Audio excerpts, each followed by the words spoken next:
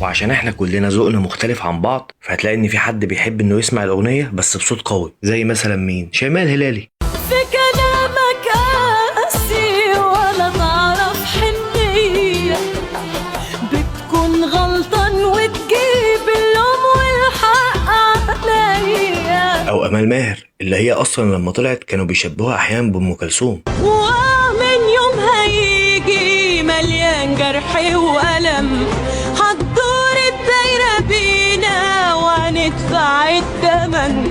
وحد تاني هو بيعشق الاغنيتين اللي فاتوا، بس هو بيحب يسمع الاغنيه، ودنه بترتاح اكتر مع الصوت الهادي. يعني ممكن تلاقي موضوع الاغنيه نفسه درامي بحت يبكيك، محتاج امال ماهر واصاله، بس هو هيخليك تقطع شرايينك من هدوءه ده. يعني حتى لما هتيجي تسمع المزيكا هيحسسك انك داخل على مجزره.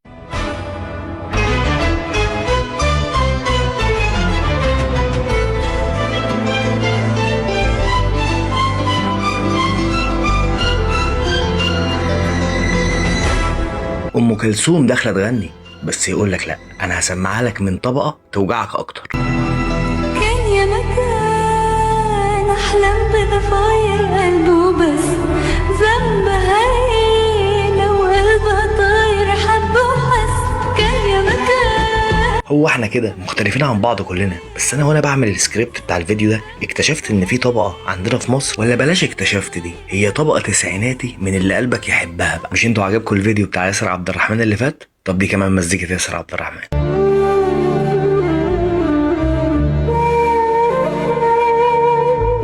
الله يا يما، الله يا يما، شدي الضفاير، شدي ربطها عصبيني.